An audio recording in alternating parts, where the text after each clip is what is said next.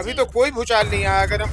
अगर वो हमारा लक्ष्य हो कि हम भूचाल लाना चाहते हैं, तो इतने खुलासे कर देंगे कि समझ में नहीं आएगा लोगों को कि क्या हो। हमें सम्राट जी से कोई व्यक्तिगत विरोध नहीं है, हुँ। हमें अशोक चौधरी जी से कोई विरोध नहीं है, हमें और जिन लोगों का हमने नाम लिया है या कुछ खुलासा जिसको आप लोग कहती हैं वो किया है, हमें उनसे कोई व्यक्तिगत लड़ाई झगड़ा है ही नहीं। लोग ये भी बार-बार पूछ रहे हैं कि बड़े-बड़ों से पंगा ले रहे हैं प्रशांत किशोर, तो प्रशांत किशोर के ऊपर किसका हाथ है उदय जी? पर अल्लाह देख रहा है, भगवान देख रहे हैं कि एक व्यक्ति पूरी ईमानदारी के साथ, पूरी शिद्दत के साथ अपने लोगों को, बिहार के लोगों को इस गुर्बत की हालत से निकालना चाहता है। नमस्कार, हमारा नाम है समरीन और आपने देखना शुरू कर दिया है लाइव सिटीज। देखिए, जन सुराज के सूत्रधार प्रशांत किशोर लगातार बड़े-बड़े खुलासे कर रहे हैं और आप देख रहे हैं कि किस तरह से प्रशांत किशोर के खुलासों ने अब बिहार की सियासत को काफी गर्मा दिया है। हमने आपको दिखाया था कि आज एक बार फिर से प्रशांत किशोर ने बड़ी प्रेस कॉन्फ्रेंस की थी, बड़े-बड़े आरोप भी लगाए हैं। लेकिन अब ऐसे में कई तरह के सवाल हैं जो बार बार पूछे जा रहे हैं। सबसे बड़ा सवाल जो पूछा जा रहा है वो सवाल यही है कि आखिर प्रशांत किशोर करना क्या चाहते हैं।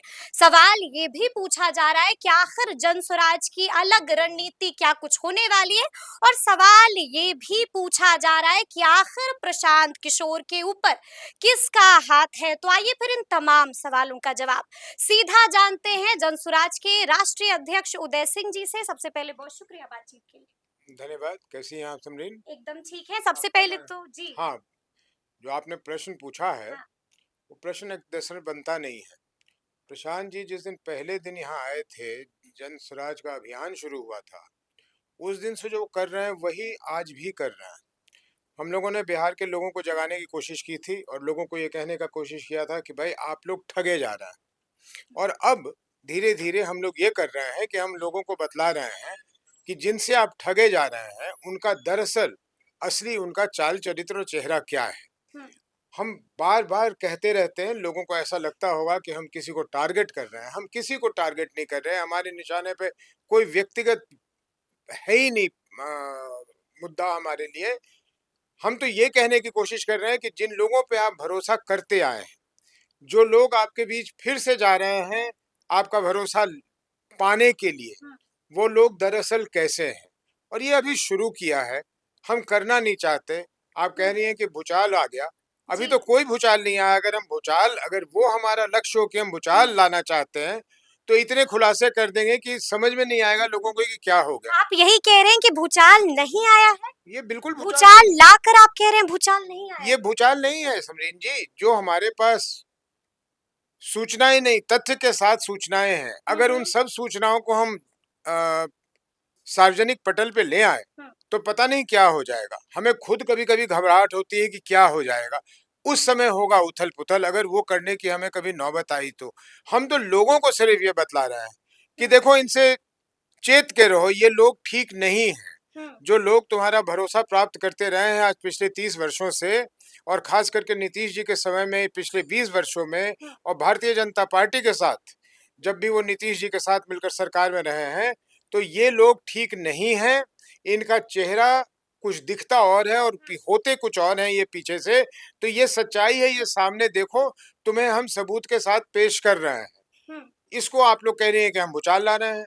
हमें सम्राट जी से कोई व्यक्तिगत विरोध नहीं है, हम्म। हमें अशोक चौधरी जी से कोई विरोध नहीं है, हमें और जिन लोगों का हमने नाम लिया है या कुछ खुलासा जिसको आप लोग कहती हैं वो हम्म। किया है, हमें उनसे कोई व्यक्तिगत लड़ाई झगड़ा है ही नहीं। हम्म। लेकिन जिस संवैधानिक पद पे वो बैठे हुए हैं, दिलीप जायसवाल जी हैं, जी। भारतीय जनता पार्टी के प्रदेश के अध्यक्ष हैं, और उन पे हत्या का आरोप हो, उन पे एक माइनॉरिटीज का कॉलेज ले लेने का आरोप हो, तो ऐसे लोगों को बतलाना आवश्यक है। और जो लोगों की, मैं इसको रुचि नहीं कहूंगा, जो लोगों का आश्चर्य है ये सब जानकर, इससे उसको आप लोग रुचि के तौर पे देखती होंगे, वो रुचि नहीं है, वो आश्चर्यचकित है, हैरान है हम्म। कि इनको हम नेता मानते थे, इनको हम आदर्श मानते थे, इनके हम घर दौड़ के जाते थे कि हमारे ये मदद कर दीजिए, हमारा ये काम कर दीजिए। ये लोग इतने गिरे हुए लोग हैं, ये किसकी क्या मदद कर देंगे सिवा अपने आप को, ये किसकी मदद कर देंगे। इसलिए हम जी। लोग ये कर रहे हैं। लेकिन अब तो लोग ये सवाल बार-बार पूछ रहे हैं उदय जी कि लोग यही कह रहे हैं कि इस तरह के जो खुलासे आप लोग कर रहे हैं वो सिर्फ और सिर्फ महज चर्चा में बने रहने के लिए कर रहे हैं। नहीं, हमें चर्चा में बने रहने की जनसुराज को ऊपर वाले की मेहरबानी से हुँ, हुँ। वो हमारी कोई स्थिति नहीं है कि हम चर्चा में बने रहने के लिए अन्य लोगों की तरह कुछ अनर्गल बयान देते रहें। हम अपने काम में ही बहुत व्यस्त हैं, हमारे पास समय की बहुत कमी है, हुँ, चुनाव हमारे सिर पे है, लेकिन ये करना आवश्यक हो जाता है। एक तरह से दूसरी तरफ का भी हमें दबाव है, जो लोग हमें ये इन्फॉर्मेशन देते हैं। दबाव है। हाँ, जो जी। लोग ये इन्फॉर्मेशन देते हैं, जो लोग ये कागज़ देते हैं, हुँ, वो अपनी जान को जोखिम में डाल के देते हैं। तो वो भी हमसे ये अपेक्षा रखते हैं कि भई अगर कागज़ दिया है, तो हुँ। इनमें से जो आप लोग ठीक समझिए, कम से कम उसको तो सार्वजनिक पटल पे लाइए, नहीं तो गलत होगा। आज की प्रेस कॉन्फ्रेंस दूसरे वजह से एक ख़ास मेरे नज़र में है हुँ, कि शायद पहली बारी हिंदुस्तान में मैं कहूँगा जी। कि किसी राजनैतिक दल के सबसे बड़े व्यक्ति ने आकर खुले पटल पर ये बतलाया कि उसके पार्टी की फंडिंग कहाँ से हो रही है, क्योंकि जो सवाल बार-बार तो ये पूछा जा रहा गुमसुम था। मैं भी सुनता रहता जी, था, जी, मुझसे भी जी। लोग पूछते रहते थे कि कहाँ से। हुँ, तो आज तो जब वापस आ रहा था मैं उनके साथ गाड़ी में, तो मैंने हुँ, उनसे पूछा, हुँ, मैं कहा वो करना आवश्यक था। इसे उदय जी क्यों नहीं? अगर लोगों के दिमाग में थोड़ी-सी भी बात है, हुँ। तो हमें क्या छुपाना है? वो रख दिया। मैंने कहा नहीं आपने बहुत अच्छा किया, लेकिन मुझे इसकी जानकारी नहीं थी कि आप ऐसा करने वाले हैं। आपको भी नहीं पता नहीं, था मुझे कि नहीं मालूम। प्रशांत किशोर ऐसा करने जा मुझे रहे हैं? बिल्कुल नहीं मालूम था। मैं उनके साथ ही तो गया था, एक जी, ही जी, गाड़ी में जी। गए थे। हाँ, बिल्कुल, और मैं बिल्कुल। जानता था कि वो क्या करने ये जा रहे हैं, हाँ, लेकिन ये बिल्कुल नहीं जानता था कि वो जनसुराज के बारे में बात करने जा रहे हैं, उसकी फंडिंग के बारे में। क्योंकि कहीं से उनको ये बात चुभी होगी हुँ, और वो बहुत ही ज़्यादा सेंसिटिव व्यक्ति हैं और अ, प्रोबिटी इन पब्लिक लाइफ को जो एक बिल्कुल साफ-सुथरा जो होता है, वो उस तरह के व्यक्ति हैं, तो उनको हुँ, कहीं न कहीं ये बात चुभी होगी, उन्होंने कहा लो फिर रख देते हैं सामने।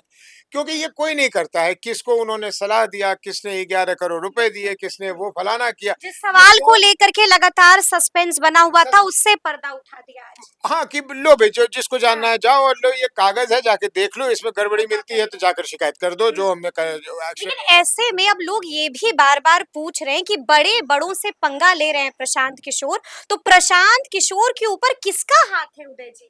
ऊपर वाले का ये बैक सपोर्ट कोई तो बस कर रहा कुछ नहीं, होगा। अब ऊपर वाले से ज़्यादा भगवान से ज़्यादा किसी को सपोर्ट मिलती है।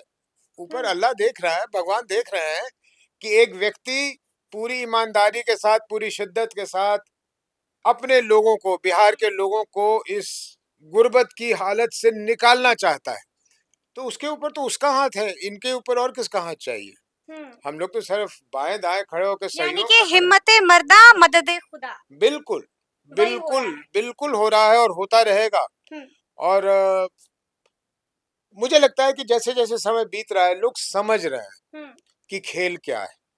और आज इसलिए भी करना ज़रूरी था जी, कि वो उन्होंने कहा भी अपने प्रेस प्रेस कॉन्फ्रेंस में। कॉन्फ्रेंस में कि मैं नहीं चाहता हुँ, कि कोई गलत बात करके कोशिश करे कि मुझे उस पंक्ति में खड़ा करे जहाँ ये लोग खड़े हैं। हुँ, मैं मरना पसंद करूँगा, हुँ, लेकिन इन लोगों के साथ अपना नाम जुड़ना जुड़वाना पसंद नहीं। इन लोगों को शर्म से दरअसल अब मरना चाहिए कि एक हुँ, व्यक्ति कह रहा है कि वो मरना पसंद कर लेगा, हुँ। लेकिन इन लोगों के साथ अपना नाम जुड़वाना जुड़वाना नहीं पसंद पसंद नहीं करेगा। करेगा।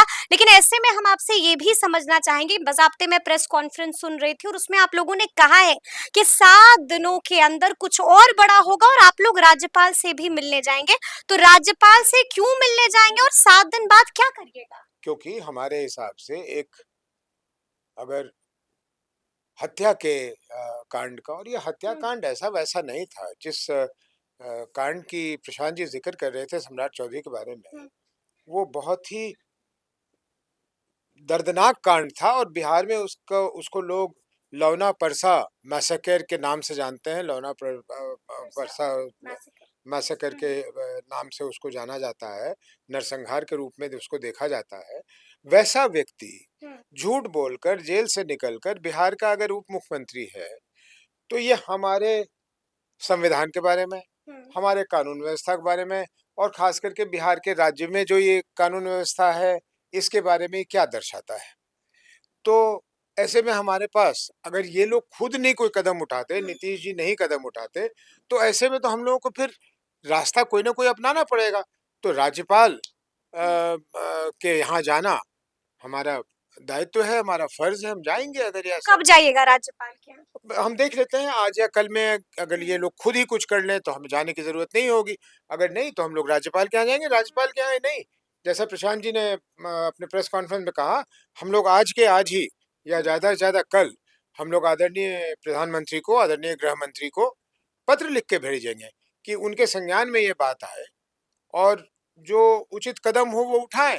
अगर कोई कुछ नहीं करेगा, उसके लिए भी अब प्रशांत तो किशोर जी फिर ने क्या कहा है, कीजिएगा? प्रशांत किशोर जी ने कहा है कि फिर हम कोर्ट जाएंगे, हम्म, क्योंकि ये तो लोगों की लड़ाई है ना, ये लोगों की लड़ाई है। हम्म, भाई कोई नरसंहार का अभियुक्त जिसको जेल के सलाखों के पीछे रहना चाहिए, वो हमारे राज्य का उप मुख्यमंत्री बन के घूम रहा है। ये कैसे हो सकता है? ये संभव कैसे है? हम्म। मतलब ये तो कल्पना करना आपने है। ये तो आपने ये कहा कि 1 से 2 दिन के भीतर हम राज्यपाल से मिलेंगे, लेकिन 7 दिनों के अंदर क्या कुछ कीजिएगा? इसका 7 भी दिनों के जिक्र अंदर आप लोग कुछ नहीं कर रहे हैं। करेंगे, 7 दिनों के अंदर कुछ नहीं करेंगे। देखिए, एक गलत करने वाले को हमने कहा कि ये तुमने ये गलत किया है, तुम इसको कबूल करो। वो कबूल करने के बजाय वो मानहानि का नोटिस भेज रहा है। हुँ, तो भाई हम तो कह रहे हैं कि ये मानहानि का नोटिस वापस लो, अपनी गलती को कबूल करो, और नहीं तो फिर और साक्ष्य तुम्हारे खिलाफ देंगे, इतना साक्ष्य दे देंगे कि तुम डूब जाओगे, निकल नहीं पाओगे ये उससे। फाइल दे कौन रहा है उदय जी आप लोगों को? ये तो मेरे ख्याल आपको प्रशांत जी ने भी बहुत बार जी। सार्वजनिक मंच पे कहा है कि बिहार में अगर एक आदमी बेईमान है तो हुँ, 9 लोग तो ईमानदार हैं। तो सरकार में ही, राजनीति में ही, प्रशासन में ही ऐसे बहुत लोग हैं जो इस परिस्थिति से बिल्कुल तंग हैं, वो ऊब चुके हैं। वो चाहते हैं कि हम लोग मदद करके उन लोगों को और बिहार को इस गंदगी से निकालें, हुँ। और हम लोग वो काम कर रहे हैं। लेकिन ऐसा प्रतीत होता है कि एक इंसान से पंगा लेकर बुरी तरह से फंस गए हैं प्रशांत किशोर, और उस एक शख्स का नाम है संजय जायसवाल। जैसे ही आप लोगों की प्रेस कॉन्फ्रेंस खत्म हुई, वैसे ही संजय जायसवाल ने भी एक प्रेस कॉन्फ्रेंस बुला ली और साफ साफ कह दिया कि पहले तो हमने उन पर क्रिमिनल केस किया है, लेकिन अब हम मानहानि का केस भी करने जा रहे हैं। 132 करोड़ रुपए मानहानि का केस दर्ज करने जा रहे हैं। छोड़ेंगे नहीं लगता है संजय जायसवाल। बहुत अच्छी बात है। देखिए, जब भी संजय जायसवाल की बात या प्रश्न मुझसे पूछा जाता है, मैं स्पष्ट कर देना चाहता हूँ, संजय जायसवाल, क्योंकि हम और वो एक साथ 10 वर्ष सांसद रहे, तो मेरी उनसे बहुत अच्छी दोस्ती है। मैं हर बार उनको सलाह देता हूँ कि ये न करें जो कर रहे हैं, क्योंकि वो करते जाएंगे और फंसते जाएंगे। मैं फंसते जाएंगे, वो आप लोगों को फंसा रहे हैं। नहीं, हम लोग क्या फंसाएंगे? उनको जो समझ में आता है वो करें, लेकिन फंसते जाएंगे।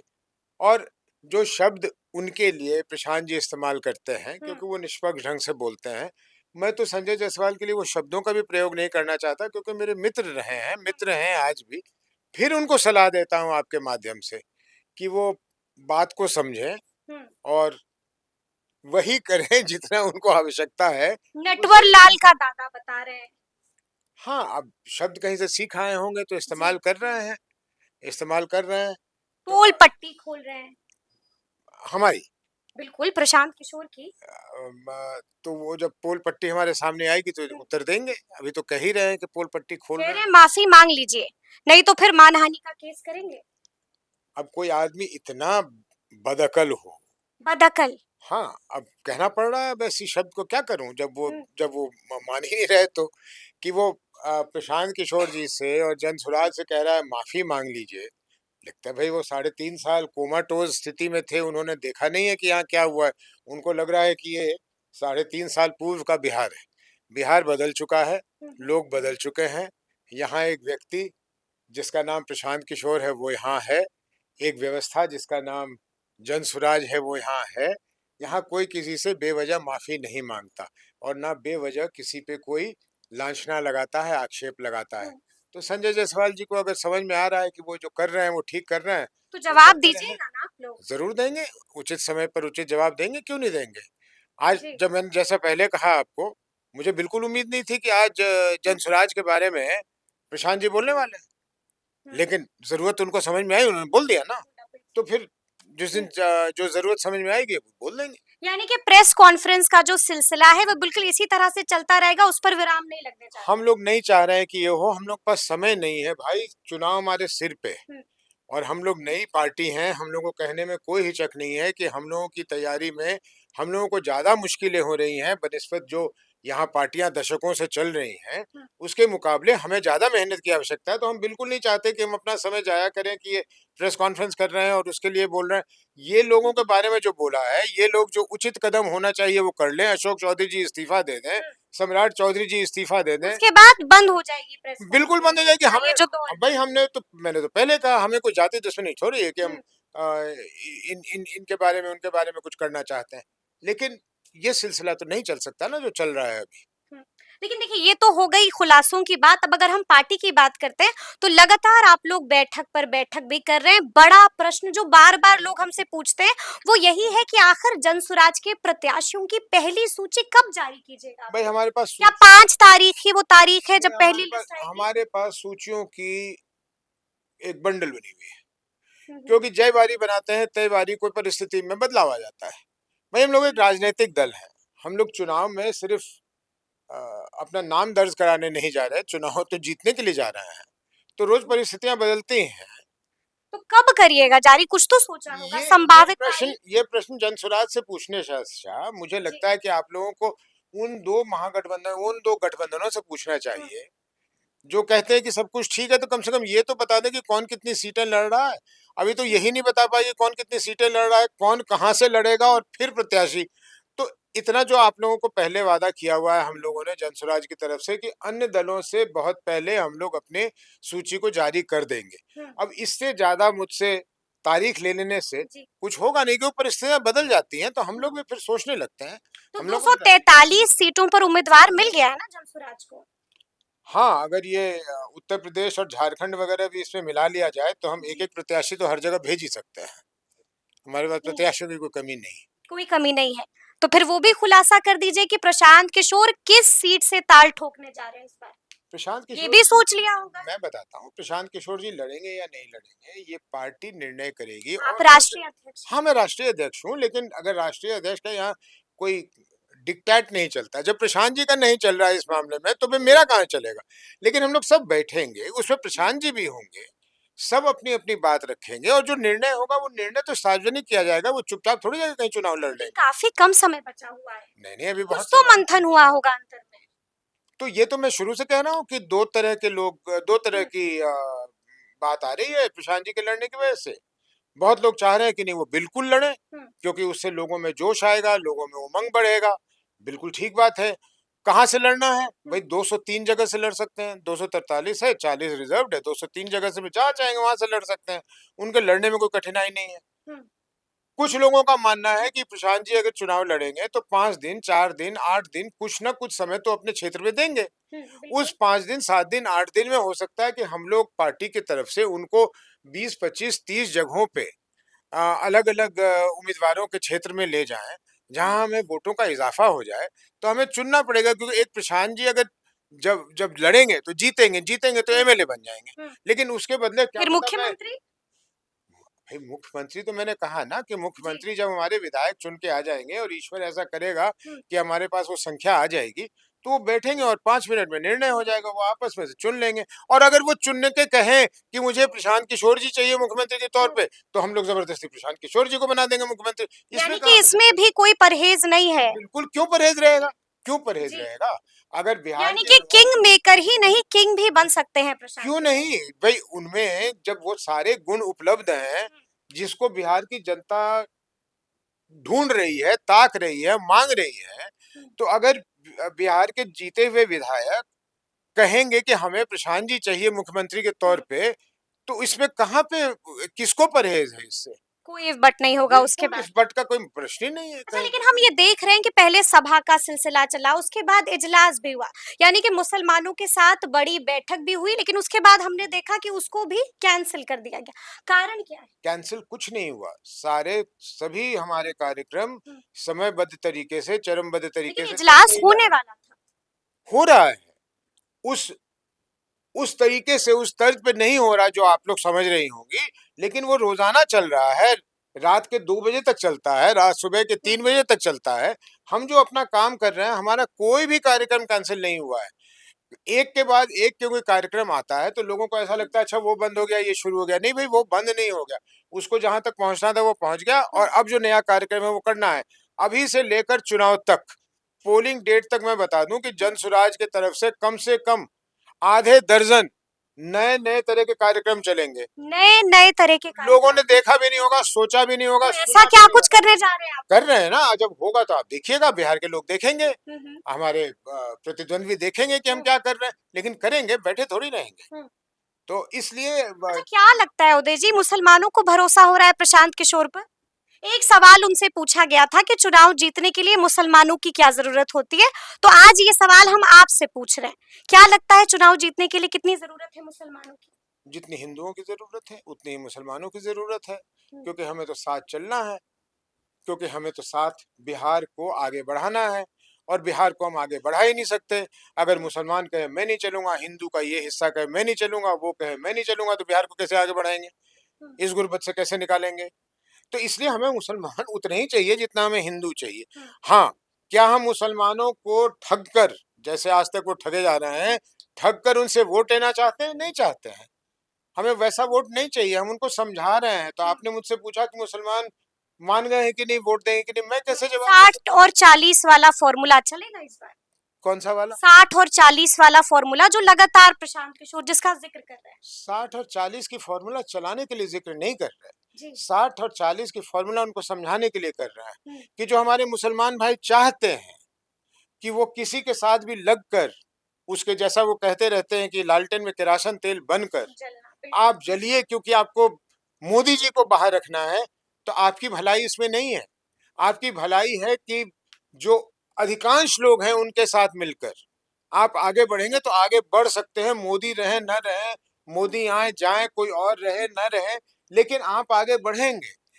तो प्रशांत जी ये नहीं कह रहे कि आप 60 के साथ चले आइए और आप राज कीजिए, वो कह रहे हैं कि अक्लमंदी इसमें है कि आप जो कर रहे हैं कि डर के मारे किसी के साथ जाकर के आप वोट दे रहे हैं, किसी के किरासन तेल बन के जल रहे हैं, वो जलना बंद कीजिए। वो तो ये कह रहे हैं, वो कहाँ कह रहे हैं कि वो कहीं भी प्रशांत जी के एक भी तकरीर में हम्म। आज पिछले 5 वर्ष में, मेरे ख्याल मैं तो गिनना छोड़ दिया है, जी। 5, 7, 8 हजार बार तो वो कहीं ना कहीं बात बोल ही चुके होंगे अपनी। एक जगह ही बताइए कि उन्होंने वोट के लिए किसी को ठगने की बात की, मतलब उसमें से कहीं से भी, दूर से भी ये बू आ रही हो कि यह आदमी ये भाषण इसलिए दे रहा है कि यहाँ से आएगा तो इसको 20 वोट मिल जाएंगे। कहीं बता दे मुझे कोई, और एक ऐसा और नेता मुझे कहीं बता दीजिए। वैसे नेता तो ये है भी नहीं, मैं भी नहीं मानता कि ये नेता है। नेता होता आज तो भी ऐसे, प्रेस कॉन्फ्रेंस में उन्होंने यही बात कहा कि मैं नेता नहीं। भाई नेता का भाषा ऐसे थोड़ी होता है, हम लोग जी। ऐसे थोड़ी बोलते हैं। हम्म। हम लोग भी कोई बात कहनी होती है, कठोर बात भी कहना होता है, तो उसको थोड़ा सा लाभ लपेट। मुलायमियत लाग लपेट करके करते हैं। उनमें जी। तो कोई लाभ लपेट है ही नहीं। वो तो जैसे यहाँ हम लोग से बात करते हैं, जैसे सब लोगों से बात करते हैं, कार्यकर्ताओं से बात करते हैं, वैसे पब्लिक में बात करते हैं, वैसे प्रेस कॉन्फ्रेंस में बात करते हैं। तो इसलिए कहीं ठगने वाली बात उनमें कहीं से भी दूर तक है ही नहीं, मेरे समझ से। और ये मैं जन स्वराज के अध्यक्ष के रूप में नहीं बोल रहा हूँ, एक बिहार के नागरिक के रूप में बोल रहा हूँ। समझिए, मुझे बहुत आंतरिक कष्ट होगा कि अगर बिहार के लोग इस बार इस अवसर को अपने हाथ से जाने देंगे। तो ये एक अवसर है, हालांकि प्रशांत जी कह रहे हैं कि वो 10 वर्ष कहीं नहीं जा रहे, और मुझे भी लगता है वो कहीं नहीं जा रहे, वो बड़े दृढ़ संकल्प वाले आदमी हैं, वो कहीं जाए वाएंगे नहीं। लेकिन समय तो बीतेगा। हाँ, बिल्कुल। अगर इस बार बिहार की जनता नहीं समझती, तो बिहार की जनता की ही 5 वर्ष, 3 वर्ष, 4 वर्ष जो भी है, वो समय खराब होगा। मुझे लगता है कि दोनों हाथों से बिहार की जनता को इस अवसर को ले लेना चाहिए, क्योंकि ऐसा अवसर दोबारा। दोबारा नहीं मिलता है। लेकिन आप अपना समय क्यों बर्बाद कर रहे हो? हम्म। आज अपना समय बर्बाद करने की कोई आवश्यकता नहीं है। एक क्षेत्र में एक निकम्मा हम्म। प्रतिनिधि बन जाता है, उस क्षेत्र के 5 वर्ष बर्बाद हो जाते हैं, क्योंकि उसके हाथ में कुछ है ही नहीं। अब उसी को झेलना है उसने 5 वर्ष, वो खुश हो या रोए या हंसे, उसको 5 वर्ष, और 5 वर्ष के बाद अगर फिर ठगा गया तो 5 वर्ष और चले गए। 5 वर्ष बहुत बड़ा समय होता है, 5 वर्ष कोई छोटा समय नहीं है। इसलिए मेरी ये दिली ख्वाहिश है, और ऊपर वाले से मेरी ये मैं उससे मन्नत मांगता हूँ सुबह शाम की, भाई लोगों को इतनी आप जरूर दिमाग दे देना कि ये अवसर को दोनों हाथ से पकड़ ले, और इस अवसर को ना जाने नहीं दें। जाने दे, लेकिन फिर आगे आगे क्या कीजिएगा आप लोग? लगातार हंगामा तो खड़ा हो ही रहा है। इस हंगामे को छोड़िए, जी। मैं तो चुनाव के बाद की बात कर रहा हूँ कि अगर जन स्वराज को अवसर मिलता है, तो जो हम लोगों ने कहा है उससे ज्यादा करके देंगे। उससे ज्यादा करके दीजिएगा। उससे ज़्यादा करके देंगे। और 5 चीज़ें, 6 चीज़ें जो हम जी। लोग गिनाते रहते हैं या प्रशांत जी बोलते रहते हैं, हम लोगों ने पहले भी मैंने कहा सैकड़ों चीज़ सोच रखी है। कोई हम्म। ऐसी बारीक से बारीक चीज़ बिहार के लिए नहीं होगी जो हम लोगों ने कहीं न कहीं उस पे चर्चा ना की हो, उसके बारे में सोचा ना हो, उसके हम्म। बारे में उसकी रिपरकशंस ना देखी हो। हम लोगों ने वो सारा कुछ किया हुआ है। हम्म। तो अब क्या कह सकता हूँ, ये मेरा दुर्भाग्य होगा, बिहार वालों की तरफ से कह सकता हूँ कि मेरा ही दुर्भाग्य होगा कि अगर ये अवसर को हम लोगों ने छोड़ दिया तो। चलिए, तो सुना आपने क्या कुछ कहा है। उदय सिंह जी ने बड़ी बड़ी बातों का जिक्र किया है और लगे हाथ ये भी बता दिया है कि आगे आगे जनसुराज क्या कुछ करने जा रहा है। तो फिर ये पूरी बातचीत, ये पूरी चर्चा आपको कैसी लगी है, कमेंट करके हमें जरूर बताइएगा। तो ऐसे तमाम अपडेट्स के लिए बिल्कुल ऐसे ही हमारे साथ बने रहिएगा और देखते रहिएगा लाइव सिटीज। बहुत शुक्रिया।